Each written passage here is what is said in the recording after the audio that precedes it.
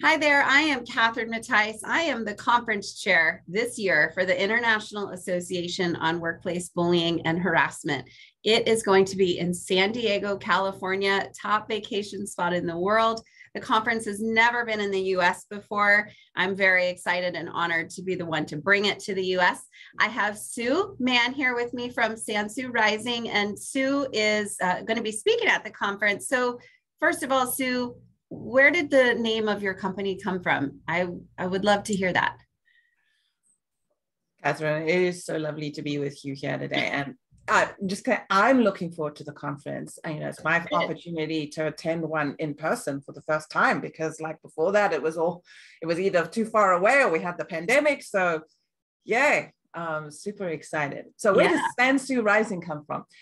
Well, just about everybody in this field, I have my own experience with workplace bullying. Yes. And of course, it led to my complete breakdown, just a good old fashioned PTSD, fall down, breakdown, what have you. And so what I like to say is I fell apart and then I put myself back together again. So we take Susan and we take it apart, Suzanne, and we go Sansu, and you put yourself back together again.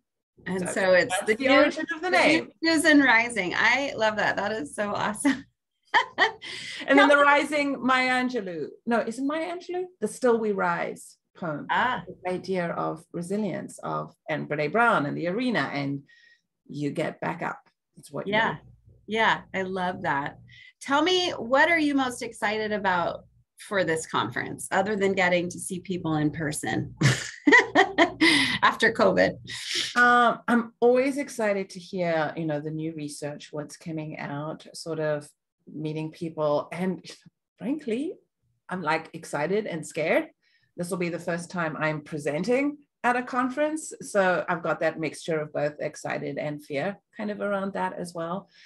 But really, the people who work in this field, Catherine, they're such heart-centered people. They really care about wanting organizations to be better. And we're not afraid of talking about the hard stuff. Right. It's not just, let's build a culture of trust. Okay, what's in the way of trust? Let's name the real thing rather than let's just speaking around it. So I just love sort of the honesty and the integrity of the people in this field. Pretty awesome. Yeah. One of my favorite things about the conference is you have academic researchers, you have coaches, you have attorneys, you have consultants, you have therapists, just such a huge array of professions coming together, talking about a topic.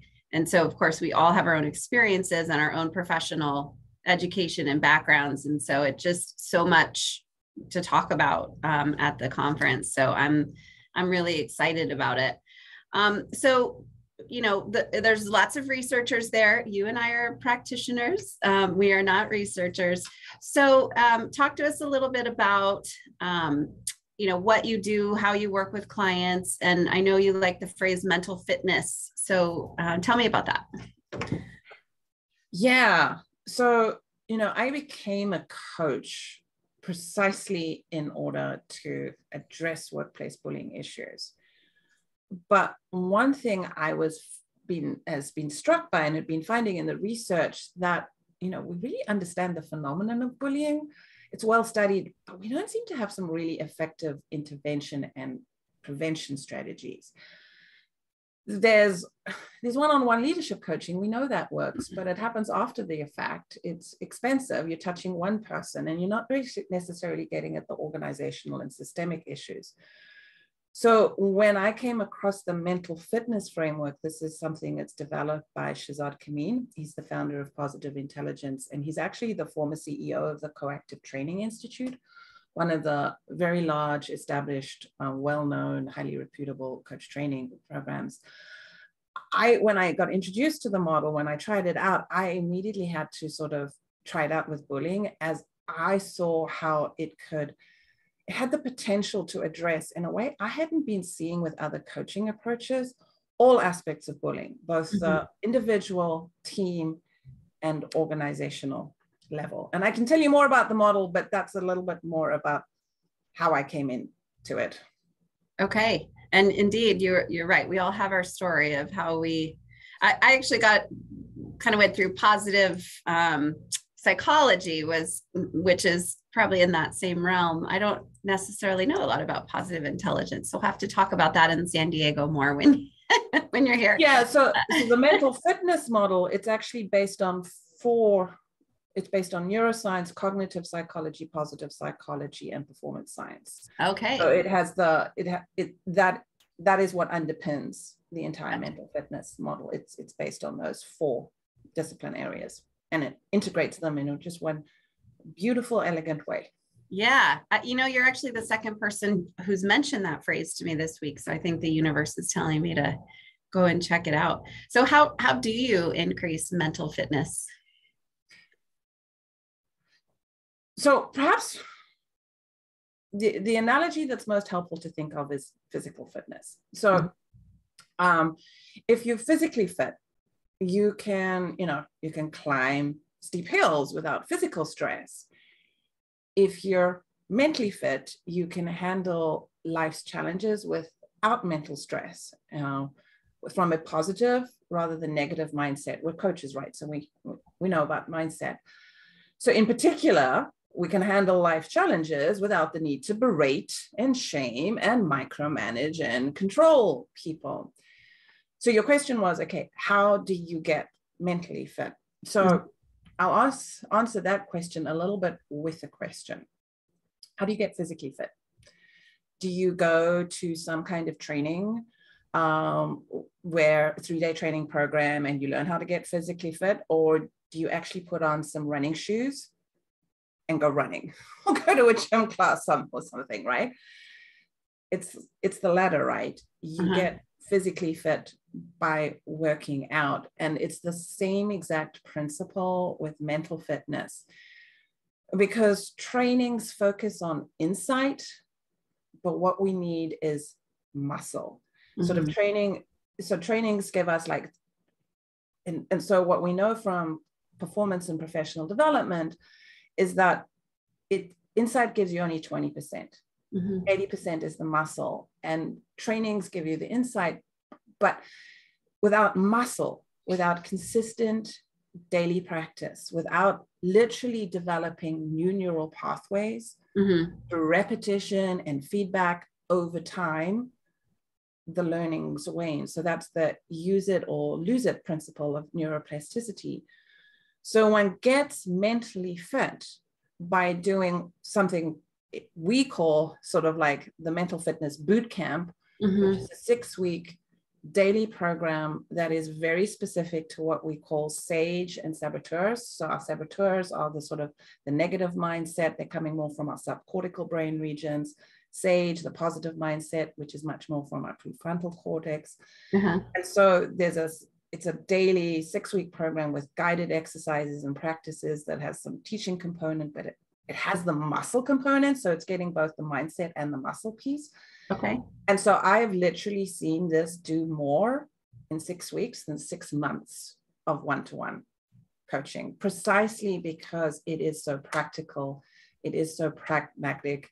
It's not just, let's come and talk for 45 minutes or an hour once a week. It's getting much more to sort of root causes, or what we call the operating system, literally how we think, why we think, and then sort of what behavior comes from that mindset.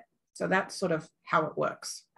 Okay. That is very interesting. And how do you tie that into working with people engaging in bullying or who have been at the receiving end of bullying? How does this tie into the world of bullying and harassment? Yeah, that's the biggie, right? So let's see. What we know from the research and what I've seen in my coaching, of course, is that bullying and abrasive leadership, it's not everyone seems to think it's about personalities and psychopathy, but we know it's actually really what behavior a given situation is likely to elicit. And so very specifically, what I've seen is that when there is low mental fitness, stressful situations bring forth hurtful, even profoundly harmful and traumatizing behavior. You know, that's the hallmark of bullying, is how traumatizing it is. But we need to go far beyond the individual right, because if the bystanders, if the other team members, if leadership, if the targets of bullying, they all have low mental fitness, then not only are we getting the situations that are most likely to cause bullying to arise in the first place, because with saboteurs, we talk about, we've got controller, we've got stickler, we've got hyperachiever, we've got hypervigilant, we've got hyperrational, and others. I mean, just those names probably evoke the kinds of things that we see in people. But when there's low mental fitness, so not only are they sort of creating the situations that are most likely to have the bullying arise in the first place, we're also going to get maladaptive responses to the bullying when it does happen, which is usually a whole lot of denial, blame shifting, avoiding, yielding, right? We know this. It's well studied in the research. So what I love so much about the model is that it tackles it all: personal, team, and organizational mental fitness, so that we address not only the bullying itself, but the systems and culture that allowed the bullying to happen in the first place. Okay. That's a lot, and I haven't, heard about this being talked about in relation to workplace bullying and harassment. So I'm excited to learn more at the conference. That's why we do it, right? To hear all the different versions of how we can intervene and what works. So that is very cool. I'm very excited.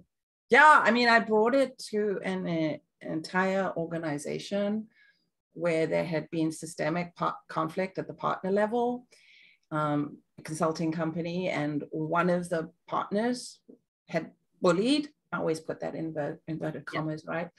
The other partner causing multiple leaves of absences, what have you. And so we brought this mental fitness model in, not just to the leadership team, but we were able to bring it into the entire organization. Because while I was coaching the leadership team and the leadership team was coaching theirs, the 6-week program is run through an app. So it's really cost effective. So we could get the entire organization. So now we got everyone having a common language, a common framework for why this behavior was happening and what to do about it when it did happen. Yeah. So that was really cool. Is that what are you talking about at the conference? Is it like this case study? The case study? Oh, okay. Yay. Sign me up. I will definitely be at your presentation because that's what I love. I want to hear about changing organizational cultures. That's my world. So I am super excited to hear about this case study. So very cool. Thank you, Sue, for joining me today. And for everyone listening, we'll see you in San Diego.